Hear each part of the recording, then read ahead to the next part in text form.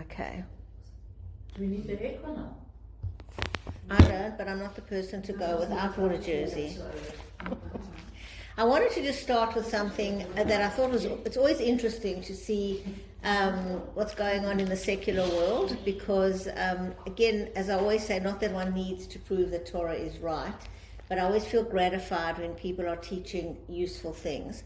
And so I haven't read the book, but the Time magazine has an article by, he's a professor actually, at Yale's Child Study, and he's written a book. His name is Mark Brackett, and the book is called Dealing with Feeling. And he says we're in an overreaction epidemic. So I thought this is very true. I always talk about it as clickbait. You know, if you go onto YouTube, everything is, you better hear this, and if you don't hear this, your life is over, and no one has ever said it like this, and your last opportunity. They use all these words, breaking news, everything's breaking news. So he says that that reacting has become our default. We pounce, panic, and amplify distress rather than pause and regulate. And so this is what we learn in Emet. We always talk about you pause and you regulate, and then you decide what you want to do. He says a teenager posts a selfie and spirals when it doesn't get enough likes. A parent reads a critical email from a colleague, assumes their career's at risk. A friend scrolls social media and erupts over a post. So people are always on high alert, and they're watching these posts and these things, and they're what he's calling overreacting. And he says so you have these small triggers, and they snowball into outsized emotional responses. So we call them trivialities, everyday life events that need to be solved, not dramatized. That's the wording of Emet. So he says that he wrote a piece on Time's website, and people, of course, criticized him and said to him, why are you telling us to calm down? He said, stop gaslighting, right? So that's the thing. If you say to people emotionally regulate, it's not a good thing. You should just feel and you should just let it out. But there's a difference between appropriate emotion and what he's calling overreaction. In Emet, we talk about there is a step 2, feel all those feelings. You know, it's quite interesting when you read them, and I encourage you to do it. We often skip it now because we just summarize the examples. But when you're going through an event and you actually read, I felt like killing them and I wanted to take vengeance, and I felt angry and irritated, and you allow to feel it, but then you move on. You don't let it spiral and stay on. So, hi. I was just boasting how punctual we are. How about you do everybody on your Yeah, okay. So he says emotion regulation is a set of intentional learned skills for managing feelings wisely. At its core, it's about choosing responses that reflect our goals and values. This can include calming ourselves down before a meeting, reframing a negative thought. And he says, obviously the word overreaction, people don't like it. So I just want to see, there was one sentence he said, another misconception is that regulation makes you soft. That if you pause before reacting, you've lost your edge. And some have implied that his call for regulation is a call to calm down in the face of injustice, a recipe for complacency. But regulation isn't about compliance, it's about power. And I think everyone in this room can identify what he next says. He says, consider this. Snapping at a friend or colleague because you're overwhelmed may feel cathartic in the moment, but it can erode trust. And that's what I've often said to you, yes, you can say whatever you like to your family member. You can go and lambaste them and tell them, and then you destroy the relationship. So you can, but he's saying exactly that. You erode the trust. Pausing long enough to express anger with clarity instead of rage blindness is not weakness, that's strength. So he says that the research has shown that people who regulate effectively are more likely to think clearly about solutions and to sustain the relationships that make collective action possible. So if you actually want to change the world, you need collective action, and you have to know how to work with people, right? Far from being pushovers, they are more likely to be effective in standing up, speaking out, and persisting. So when you emotionally regulate, you can put up with much more actually, and you can stand up more for what you need to do. So what does healthy regulation actually look like? It's not about just breathe and ignore it. It's a set of concrete, science-based skills.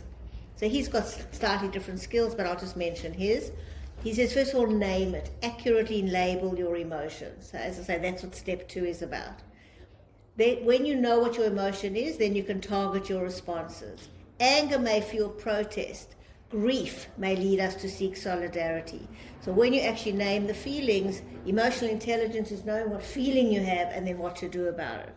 A very simple explanation I have of this is when I was first reading up on emotional intelligence, they spoke about, funny enough, teenage girls who were overeating.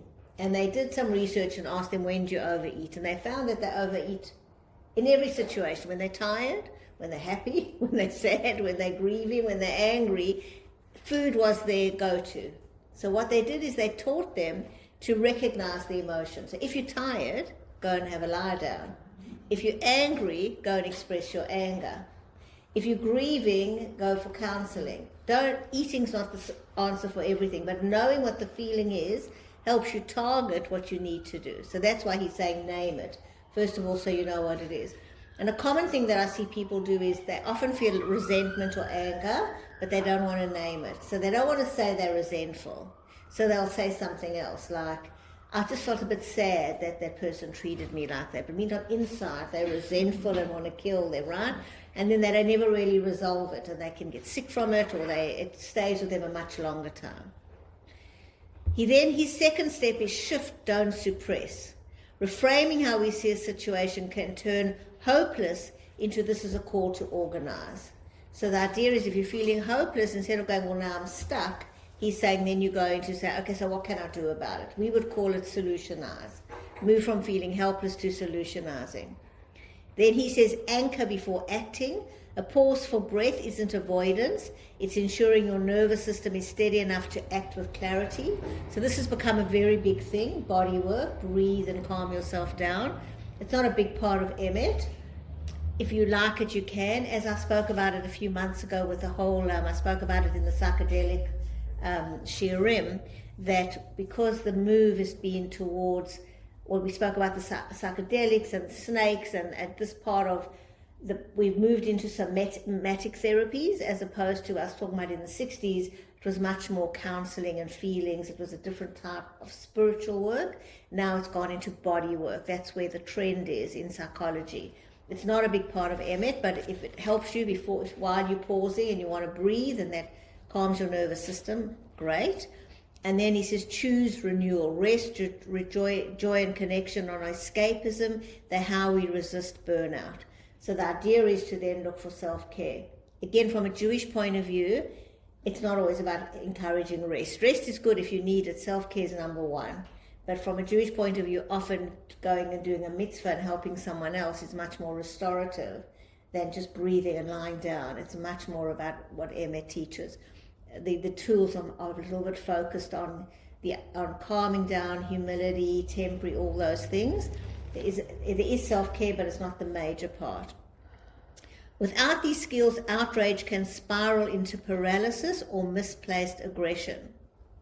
So he says, this is a part that I thought was really important, and this is much more new about how we affect each other. We almost never regulate alone. Our nervous systems are permeable. We catch emotions from each other. So I have explained here before what we call social brain, and I'll repeat it because it's such a big part of why I say it's new. So I think it was only maybe in the last 20 years, they were doing research on monkeys, as they do. And what they do, I've actually seen it, it's fascinating to see, because the skull, the way the brain actually, it's how we're created, you literally can saw off a skull. That's how they used to do brain surgery. Well, there's very few blood vessels. It's actually not a big deal. You lift it up. It literally looks like a hat. That's how they used to lift it up, do brain surgery, and put it back on. And then they stitch it with the membranes around it. So you can lift it up and the whole brain is exposed. And that's how they used to do brain research before there were functional MRIs and other things. They also then changed brain surgery through the nose, and I recently saw now they did surgery through the eye, so you don't have to do this massive thing of taking off the skull. But in terms of actually ease, it's not a difficult thing to do, because there's not a lot of, it's not really attached to anything. So they had monkeys, they take off that and the brain, and then they put electrodes, and that's how they used to find out for example, which parts of the brain did what. So they'd have electrodes on this side of the brain, and they saw that when the monkey moved, that the electrodes would pick up waves, because there weren't MRIs. They would pick up that, that must be the motor cortex, because that's activated. And if they smelled something, that must be the sensory cortex. And so they worked out different parts of the brain, which has also changed, by the way, although that is basically how it is. It used to be believed that if that was your motor cortex and it got damaged, that was it. But now we know the brain is neuroplastic, and the sensory cortex can actually take over from the motor cortex. But nonetheless, that's how the early, they used to look at it. So brain research was done mostly on primates.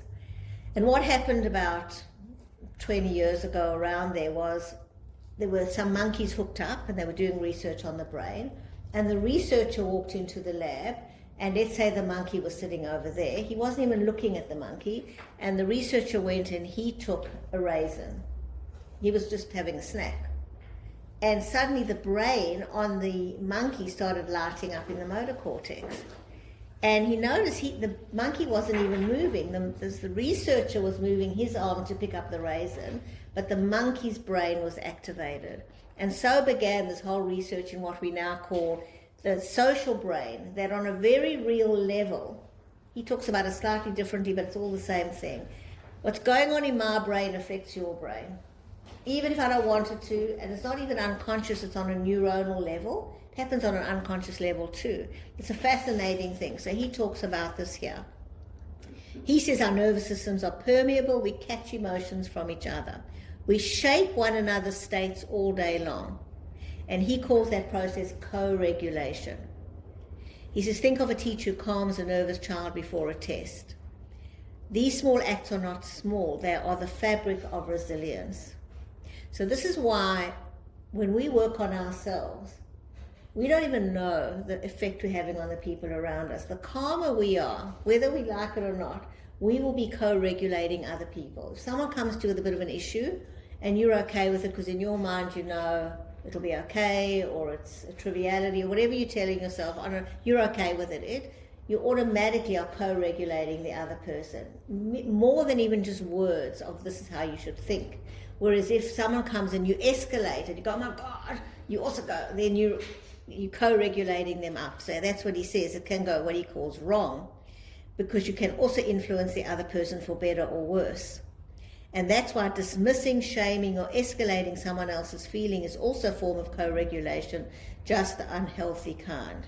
So when we are warm, empathic, and respectful, we literally lend our stability to another. And so one of the expressions I learned, this is a psychodynamic concept, Klein talks about a mother needs to be a calm container.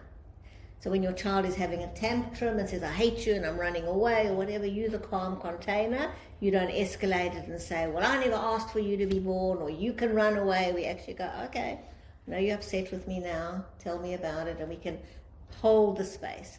And we talk about good therapists are also able to hold the space. What do you think of all the theory that's going around now about you get to an age where silence? There's a lot of podcasts now that just say, just be quiet, you're not answerable. If someone thinks badly about you, let them, that whole theory that seems to be quite... Those words, let them, that's the key words at the moment.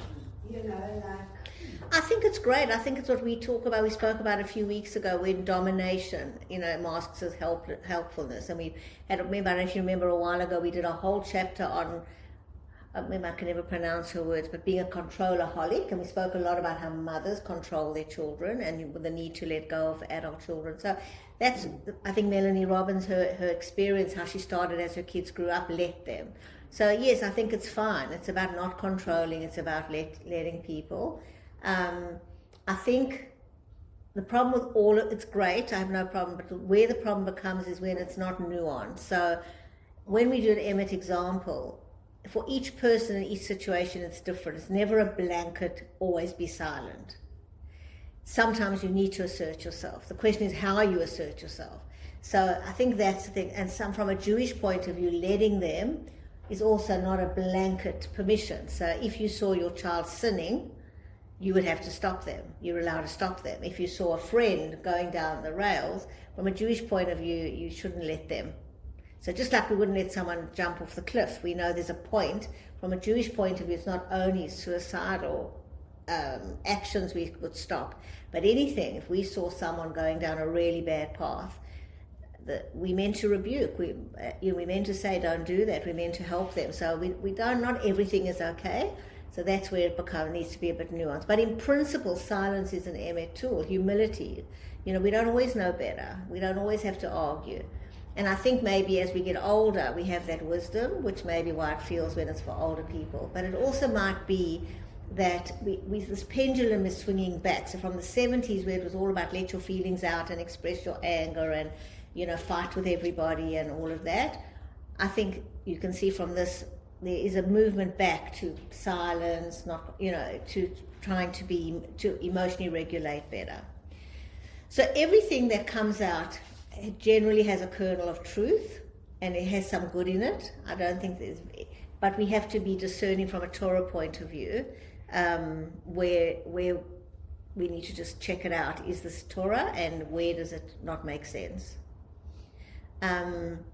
So, for example, what's been quite a bit now on different of this, what do they call it, echo chamber, is it's not so a lot of people were discussing after Charlie Kirk died and his wife stood up and said, I forgive you.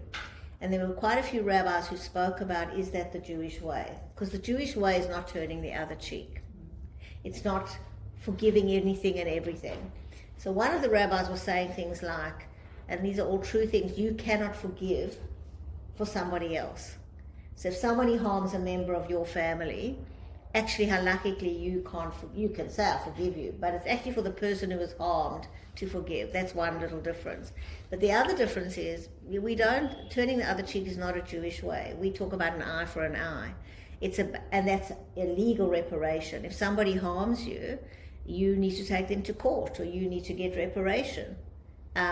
It's not a passive kind of, it's very not I think it's a Christian idea. I'm not well versed in Christianity, but I think that Jesus said turn the other cheek. It's not a Jewish idea. So those are the kind of things where it sounds nice, but we have the Torah that's never changed, and it gives you our way of truth of looking at things. Which doesn't mean forgiveness isn't a big part of Torah, of course, but it's not a blanket. We have to know when and how, and that's where halakha is very helpful, because it gives us guidance and we don't have to make up our own minds about it. He says, emotion regulation is how we turn fear into courage, outrage into justice, and grief into solidarity. So again, from a Jewish point of view, there's very little that we would have outrage about. We would have outrage about the way we treated and people being murdered in our streets. But a lot of the things that people are outraged about, from a Jewish point of view, we wouldn't be outraged about. So what we learn in Emet is, again, if someone sells us a dud car, shouldn't, this is the overreaction, lead to outrage. It can lead to frustration, but we work it down and we manage it. It's an everyday life problem. Outrage is when there's pure evil that's out to kill you. So even that, him using these words, we aim not to be outraged, except on very, very big things. We aim to be calm and to accept Hashem's will, and to know that Hashem sends us problems, and our growth comes through those problems. So the idea, again, with self-regulation, you actually solve your problems much better. And we talk about that self-respect. When you have self-discipline, you also have much more self-respect. So I just thought it was really interesting. I also thought it was interesting that he got, as he says, quite a lot of flack, where people were going, don't tell us to be quiet and don't tell us to manage. And that's always the problem. That's why, when we know these tools, you can't say to someone else, calm down or think about it this way, because when people are going through something. But if we change and we work on ourselves and we regulate ourselves, we implicitly actually affect the people around us. It's not the reason we do it. It's not about fixing everyone else, but we implicitly do that. So I thought that was just interesting. And just, again, a nice little, not that we need it, but a badge of encouragement that, it's a really helpful thing to emotionally regulate. I'm also going to digress now because I thought of something else. as I was just talking about the outrage that I learned this week, which was also fascinating. Rabbi Lappin was talking. He does Gemara, which I don't really relate to, but he takes it and he makes it applicable. So he was doing a Gemara this week. Every day he does one. And he was talking about sacrifices. So we don't have sacrifices in our time. And it's the body of mitzvahs that most of us don't relate to, or I don't think, I'm talking for myself, don't particularly like the idea of watching animals and birds being sacrificed, but they did exist for hundreds of years in the temple. And there are different theories. The word sacrifice, korban, actually comes from the word connection, and it was a very deep way that people connected.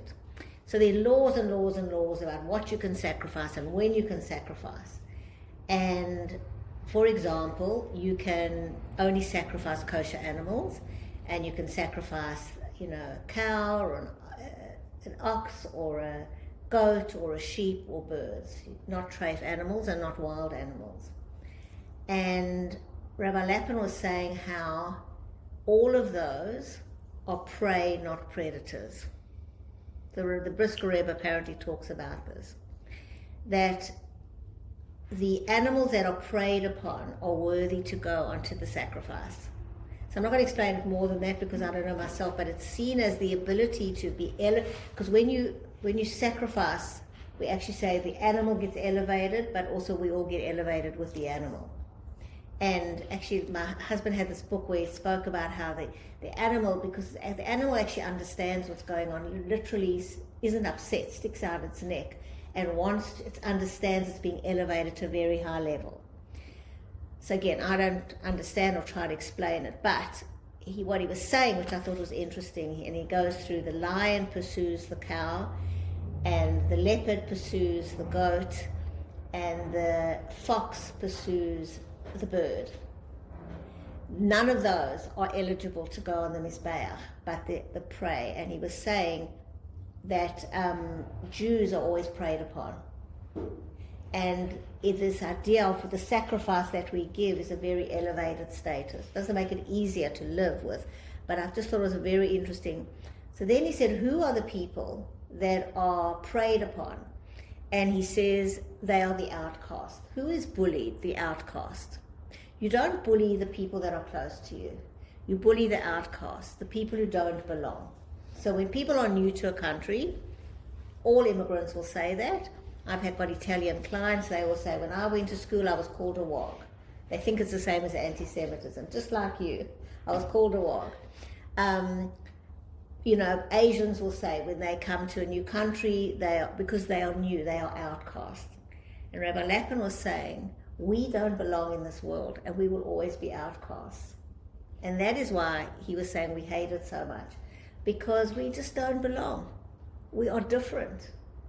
And what makes us different is our connection to Hashem, where our head is at. We can participate in this world as if we like everybody else, but our head isn't really in this world.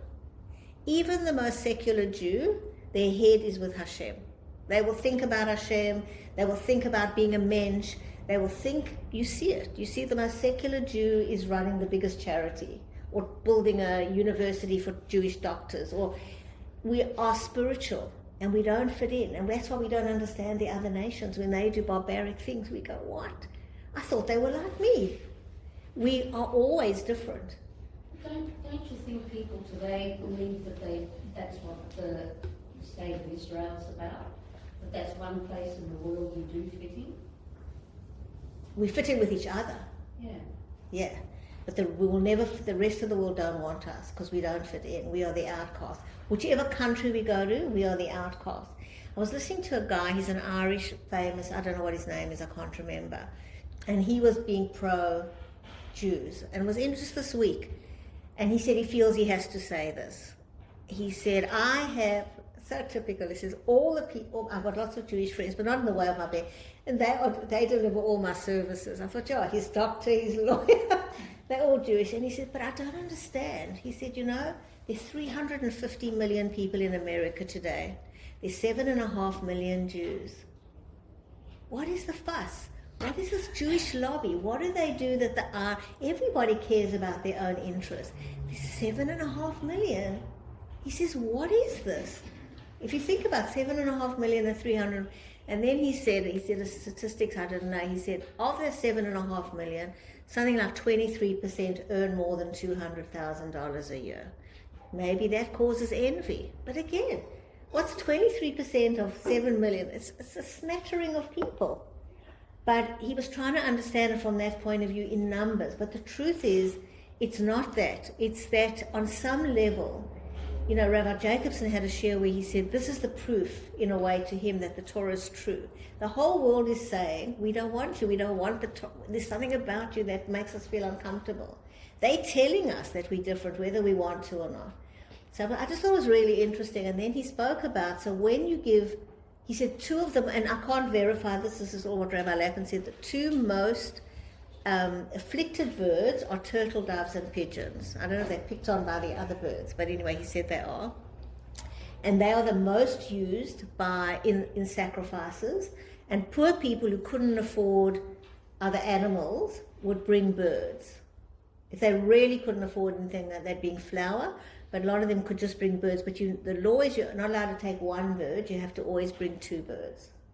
So all the other sacrifices you take one, but with the birds you take two. And what he was saying is, because it shows the connection. The bird that is always afflicted is never alone. And he was saying, because we always have Hashem. And we have to remember that. Even if we are being sacrificed, and even if what we're going through, which is our history, we are always connected to Hashem. And that's why the bird is never on its own. It's always, and we have to remember that. Hashem is always with us. That's what we say about Abraham as well. He was ever on his own, but actually the Jew or Abraham is always with Hashem. So we regulate ourselves when we can think these thoughts. And I always say that is what's missing in secular psychology. I think it's a great article. I think people should read it and learn how to. I also don't believe if you have a 4-step process, you might know the theory, but to learn how to pause and regulate, you can all verify it's not so easy to do. It's the years of practicing to stop and pause.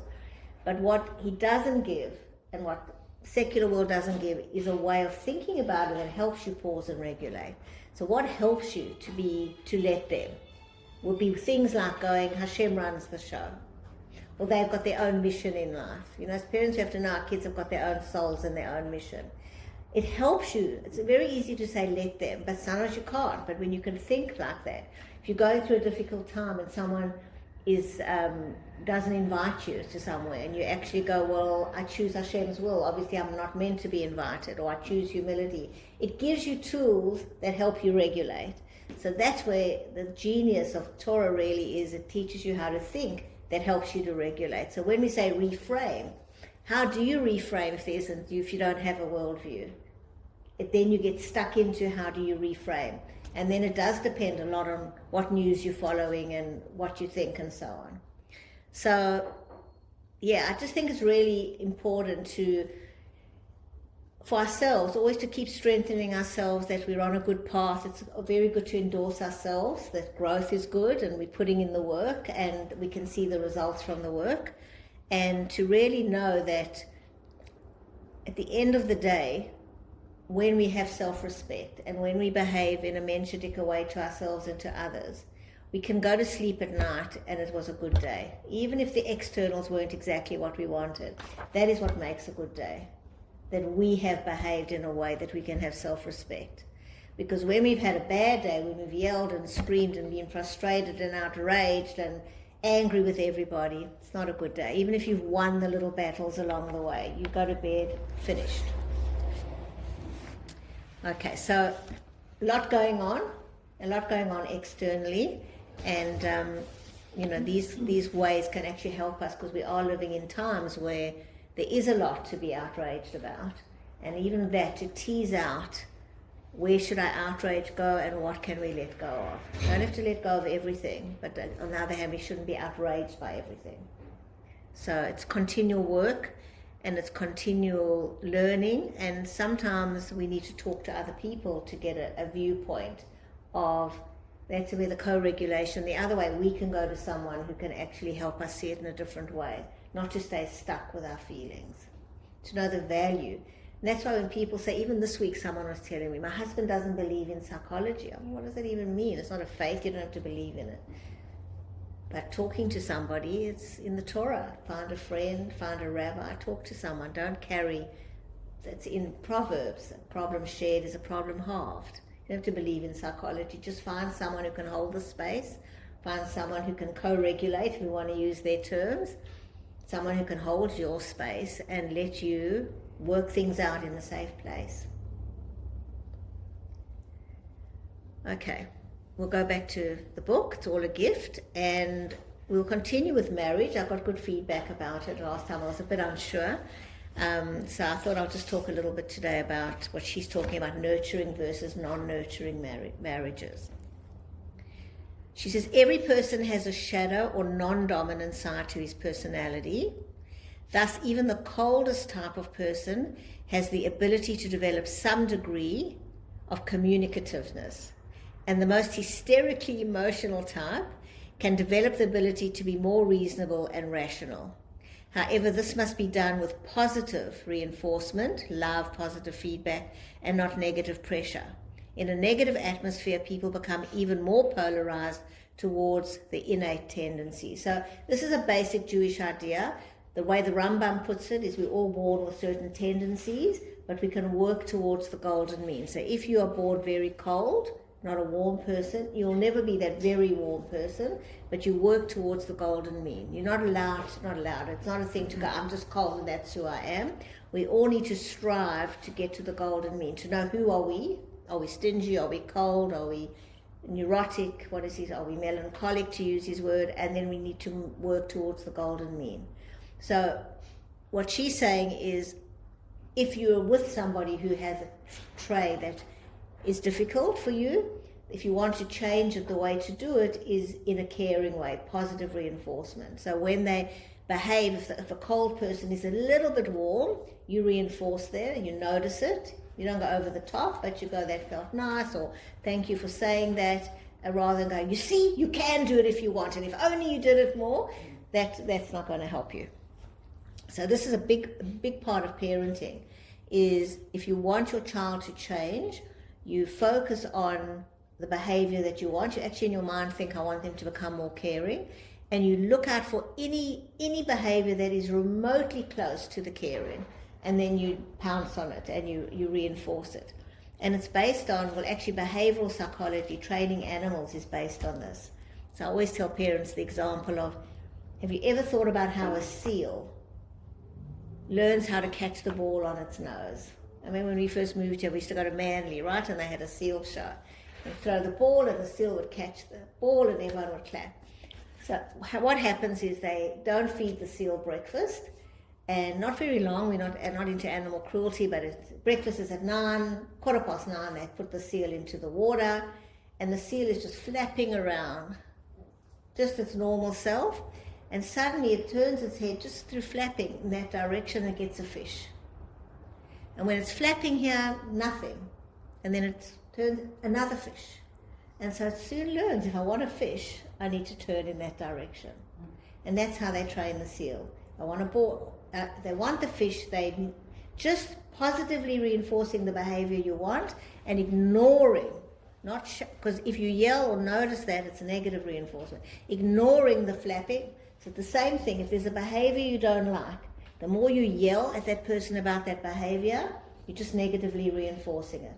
But if you ignore it, and in the slightest movement, just the slightest head, a little bit of caring, you pounce on it. They give them a fish, whatever the fish is. Something that's appropriate that they will hear, and they will keep doing that. It's simple behavioral psychology, stimulus and response. So in a caring marriage, love for one another grows steadily as the partners become more accepting and appreciative of the other, and more focused on the other's needs rather than their own selfish desires. In this atmosphere, their love transcends the disappointments which are inevitable in any relationship. If they focus on what the other does give, they automatically minimize or ignore what is lacking. And this is a big problem in marriages today. People don't give marriage the time. It takes a long time to train your husbands. We call it training, right? This is like the seal, you have to train them. It takes a long time to train them. It doesn't happen overnight. But also, the more you yell and scream, it doesn't give you the effect you want. Sadly, in a non-nurturing relationship, the differences are magnified instead of minimized. As time goes on, there's greater distance and deeper despair, and every effort to be loving, supportive, or positive is rebuffed and rejected, and both are miserable.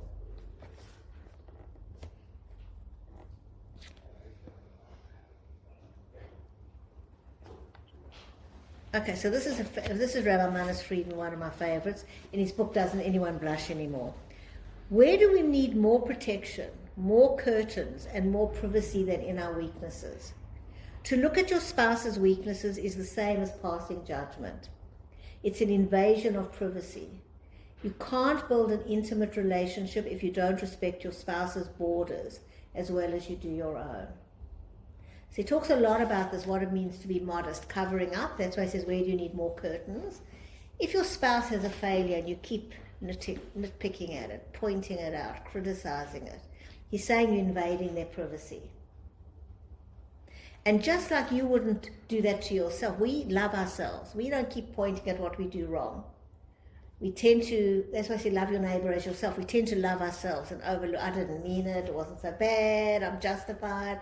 That's what we should be doing. So the same thing with our spouses. Don't niggle, don't put salt into that wound. He says cover it up. Unless it's impacting you directly, that's what he says modesty is. It's cover that boundary. That's his weak point. He will work on it or he won't. And rather look at all the other good behaviors. The fact that your spouse isn't perfect shouldn't be your problem. If your husband and wife were perfect, then you wouldn't need any talent or wisdom. The goal is that this person isn't perfect and it doesn't bother you. It's not your problem because you accept your spouse unconditionally. And by the way, of course, this applies to anybody's close relationship. So even if you don't have a spouse, you've got children, adult children, the same thing. Sometimes people, this is the let them where it's a good thing. Don't keep pointing out what they're doing wrong. Let it go, ignore it, cover it up. If someone says, oh, I noticed this, you give them the benefit of the doubt like you do yourself. They're having a bad day, they don't really mean it. So we're not talking about dangerous misbehavior or physical violence, just normal human imperfection. It's not enough to simply tolerate your spouse's faults. You have to be like the sons of Noah and not see them. And there's father's nakedness they did not see. They saw that he needed to be covered. You see what needs to be done, but you don't look for faults. You see the condition, but don't judge the person. The reason you don't notice is not because you're so kind, so wise, so magnanimous that you overlooked your spouse's faults. It's not overlooking, it's having respect for your mate's privacy. So in the story of Noah, he comes out of the ark and he gets drunk and he's lying uncovered and naked. And his two older sons, they say, walk backwards and cover him. They didn't look at him while they covered him. Whereas the younger son, I think he did castrate him or wanted to castrate him because he didn't want more brothers. He didn't want to share the world. They had the whole world. He said, 3 brothers is enough. We're going to split it 3 ways. If there's more, I have to split it more. I think he did actually castrate his father. But either way, he did look at his father, whereas the other brothers, they walked backwards and covered him. So that idea that you see the nakedness and you cover it up, that's what a loving thing is. You don't rub it in. You don't disrespect the person. Hopefully, by understanding the essential needs and basic nature of the other, 2 spouses can build the atmosphere of appreciation and acceptance of their differences. Renee? Yeah. If there's something that really bothers you about your spouse, how do you approach it in a positive way? So again, you need to think about whether it's going to be helpful. And then you need to think about how do you say it in a way that protects their dignity. So some little trick is how would you like, if you had that problem, how would you like him to say it to you? Because you would know what it would feel like. You know, one of the things that Gottman, who's like the world expert in marriage and predicting, he dealt with tens of thousands of couples and he would give them a problem. He had a thing called the Love Lab and he could predict in 5 minutes if people were going to get divorced in the next 5 years. And what he found was the word he used is contempt. He could see if they spoke to each other with contempt, he could predict they were not going to stay together. So if you solve a problem without contempt, so contempt is, and that's what we're talking about here, when someone has a failing and you have contempt for that person, it erodes the marriage. So I'll give you examples that are very different. I don't know what you're referring to, but for example, in the intimate space, you know, I always remember this. I had a patient once. It's funny, you remember certain things, and in an argument in the session, she said, "And you've got a small penis." And I knew he could never come back from that. You just can't fix that. What is he supposed to do about that? You try to improve your sex life and you say that? So that's a very difficult space to deal with, where you cover it up in a way, but you still want to deal with it. Of course you want to deal with it. You want to improve your intimate life. So it's the way you talk about it and the way you do it. The minute there's contempt of you small or you little or you pathetic or I'm ashamed of you, or then that contempt is very hard, because you have no longer respecting the person because of their weaknesses. So whatever you say needs to be with respect, and whatever you can cover up and just try and deal with just the issue, all those things are helpful. And someone just recently was telling me that she was with a family member that she doesn't know well, and she said, "I suddenly realized what you talk about." So they were having an argument, but it was so uncomfortable because there was contempt. I suddenly saw what contempt was. It wasn't like a bickering, pull your chair in or put your glass over that. We all bicker with our spouses, but she said there was a comment about each other. She said we just couldn't sit at the table. It's something like that. So yeah. So it's interesting. It's interesting because, again, this would be not a typical thing in the secular world, which is all about talking about everything, but when you respect someone's dignity and them as a human being, and you realize you also have your weaknesses, and you wouldn't want someone to point out things that are hard for you or that are in your intimate space, that needs to be covered up. So it's a balance between when you're in an intimate relationship, someone lets you into that space. We talk about you're now psychologically nude with each other, but what do you do with it? And that can be difficult. Yeah. And our children too, you know, they let us into intimate spaces. And I've heard often people go, "I won't tell my mother that problem because she'll use it against me." Very common. So they'll come and they'll say, "Oh, I had a fight with somebody," and then later on the mother will go, "You see, this is what you were telling me last week with your friend, now you're doing it to me."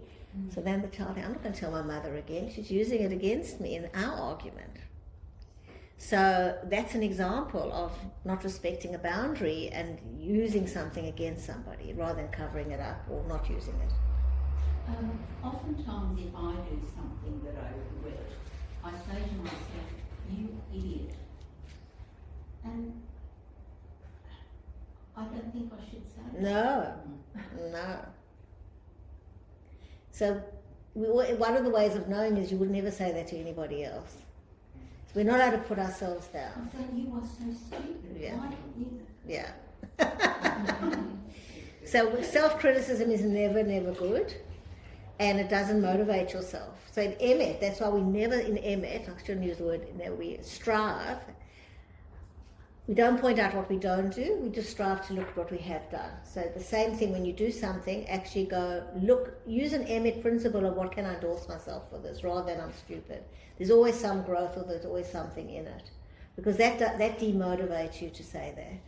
And I'll actually finish this year with a very famous story. So the Chofetz Chaim, his name was Rabbi Yisrael Meir, but he wrote a book, and the title of the book is Chofetz Chaim. So that's what happens when great rabbis write books, the title becomes their nickname. And there is a psalm, I think it's Psalm 34, where there's a famous pasuk, 34, 37, might be 37. Miha ishe Chofetz Chaim, who is a person who desires long life. Chofetz Chaim is long life. And he says, don't speak Lashon Hora. Tzur mei Lashon Hora. And if you don't speak Lashon Hora, you'll have long life. So he wrote all the laws of Lashon Hora. What not to do, when to do it, how to do it. It's a whole book. You don't just say don't speak. That's all nuanced. When you can, when you can't. So this is an example. If someone comes to you and wants to know, can I lend money to Moshe, and you know something about Moshe, it's not Lashon Hora to say don't lend to him because he doesn't pay it back. But if someone comes and says, I don't know, something random, you say that's Lashon Hora. So there's a whole book on Lashon Hora written by the Chofetz Chaim. So he lived in a place called Radin, and he was on the train once, and a guy came up to him and was talking to him and said to him, where do you live? And he said, I live in Radin. And the guy said, oh my gosh, do you know the Hafetz Chaim? I believe he lives in Radin and he's amazing. And the Hafetz Chaim was extremely humble, goes, oh, he's not so amazing. Anyway, the guy was so annoyed, he punched him, gave him a bloody nose. They arrive at the station and there are thousands of people who are there to greet the Hafetz Chaim. And this guy is beside himself. He realized he punched the tzaddik himself. He said, I'm so sorry, I didn't know who you were, and I didn't mean it, and whatever. And the Hafetz Chaim said, no, I owe you a debt. He said, you taught me something. One isn't even allowed to talk Lashon Hora about oneself.